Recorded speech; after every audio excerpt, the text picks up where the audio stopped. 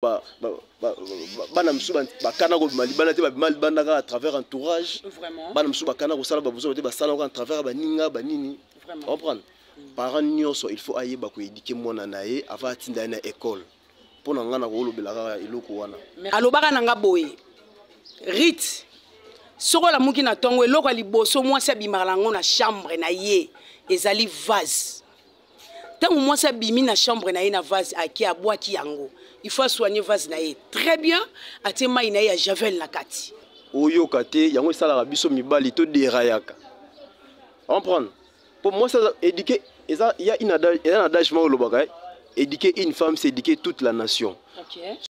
Merci Nabino cher internet bino batu bolandaka biso bino batu bolingaka biso lelo toye na lisolo moko je profite de saluer notre maman Nana et fille na saluer maman Place Ozali je profite de saluer aussi ma grande sœur Nana Moulenga nazali awa na plateau na ngai naza na collègue na ngai bonjour Pascal.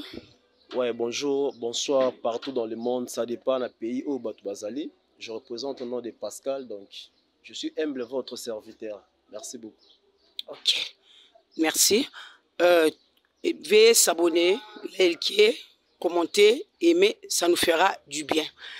Pascal, lelo mingi mingi tozali awa kolobela sujet beaucoup plus na zuwa ya basi. Zuwa ya basi eza na histoire moko naza nango nazali ko présenter bino yango to partager yango na bino.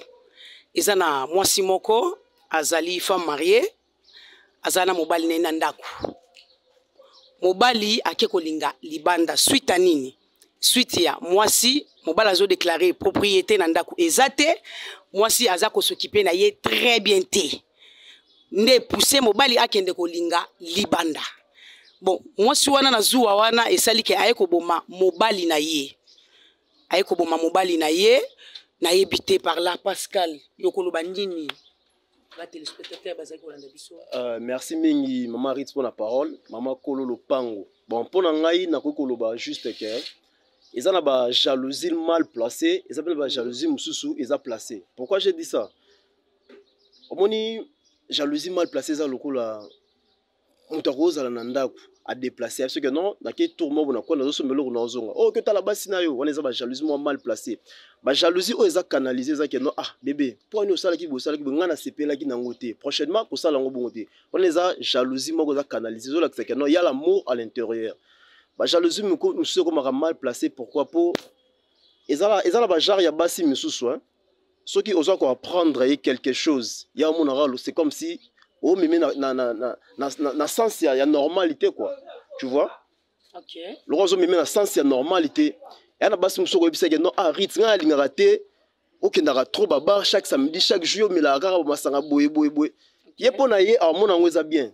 or keza mabe basi musu baza bayoka na bango te là na lobengo ponga moko ekomelanga na vie donc au senti pena ke non ozoluka o redresser mutu mais à comprendre te pona ye amona kaka ye oya yebi yango wana soki na kosimba moi point oya ser na Ritz ninga lobi ke jeune fille wana soki moi la moi wana pardon abomaki mobali na pona jalousie c'est peut-être parce que mobali na mona ke toi tu n'es pas propre peut-être à ça yango abana ko rapprocher de temps en temps hein azo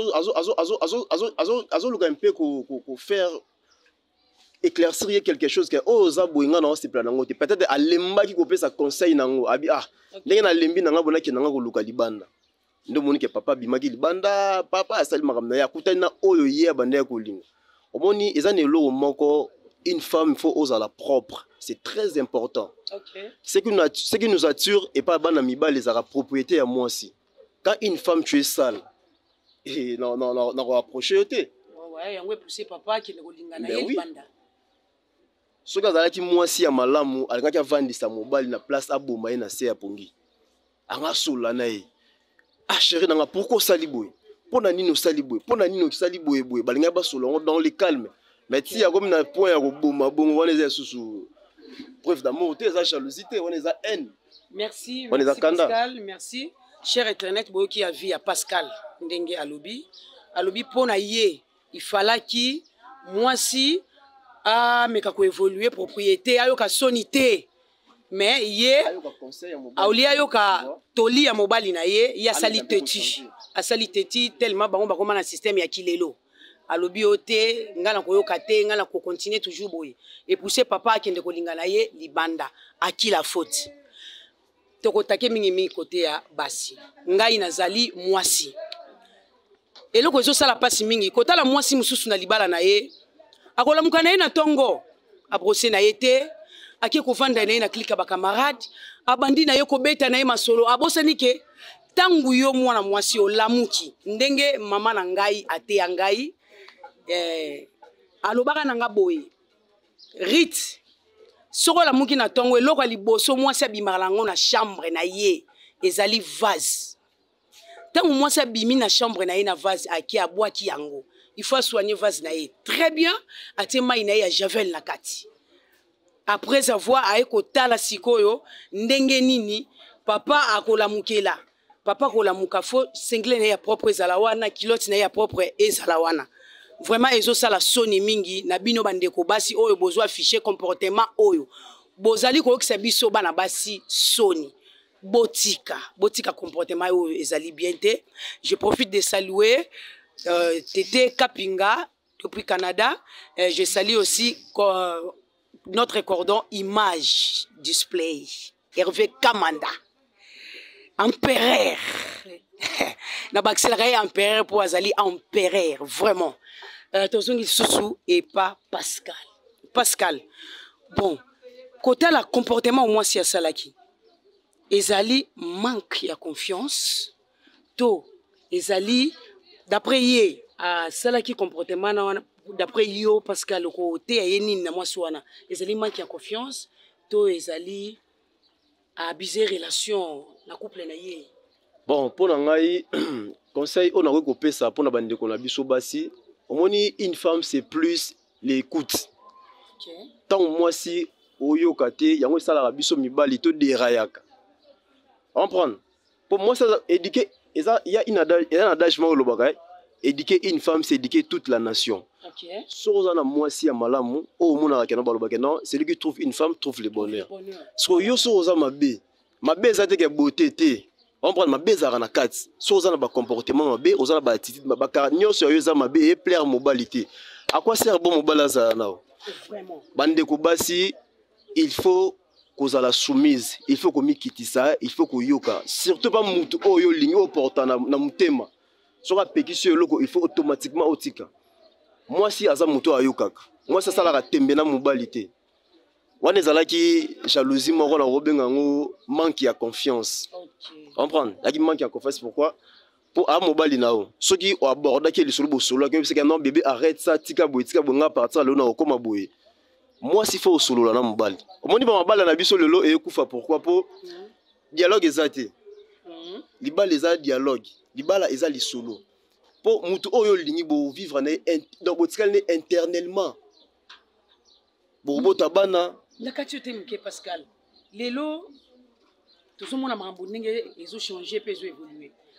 Makambo ezo évoluer. Makambo pe ezo changer. Lelo awa ekomi ki lelo soin. Bana basi na mabala balobi bisonde. Fini ko bima libanda ke ko linga. Akutani na mwasi ya propre. Alobi awa ngana suki awa. Iye na ndaku jalousie bomiye e koti eti na misisa abomi mobali na ye. Lelo oyo. Bino koto bozolo baki lelo soin. Pona nini yo libala eza kaka propriété makolo soin otie boye ngai papa tanga koya kuti ngai boye ngai nde Sheraton ngai nde mama lopango. Non, ce n'est pas ça.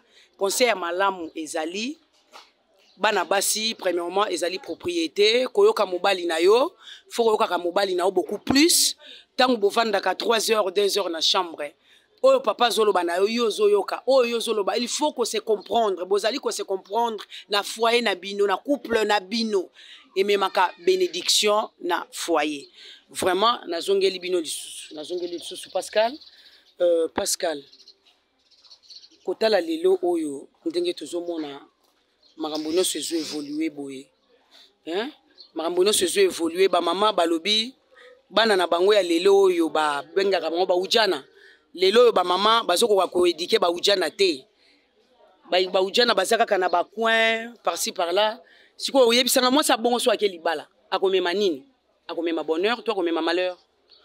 Bon, au moins, éducation, ils ont la. Et là, au moins, tu as ils ont base. Tu vois, éducation, ils ont base. Tant que au début, au une famille moro boy, oh ils ont civilisé, hein, famille oh bah c'est respecté ka. OK. Au gros ça bêtise, mais moi la bêtise non ils ont canalisé. Kenon tout le monde a kenon baba na lelo ou jana maramsu ils ont manque ya comment il y a dialogue et ba parents. Bon ba papa bazo ko ka charge ya bana ti. On s'en prend. Ko charge ya bana, ils ont elo moro boy c'est très dur. Oh éducation on repère ça mon yango moi na pas repère ça ba descendant na ye oh wana pas repère ça pesa bana na ye to bona sote ko bota bana ezate ke obuti mitema moi na mona bota na mutema na ye comprendre mais parents nyoso il faut adresser ka bana na ye à partir ya ndaku avant ba kende na école pour entourage de mutelo to mona ke non et ezo mema ba fight nyoso oh to vivre nango le to mona bana msuba bakana ko malibana te ba malibana à travers entourage bana msuba bakana ko sala ba buzo te ba sala ko à travers ba ninga ba nini comprendre parents nyoso il faut ayeba ko éduquer mwana na ye avant atinda na école pour ngana ko lobela iloko wana. Merci beaucoup Pascal, cher internet, veuillez s'abonner, commenter, liker, aimer, ça nous fera du bien.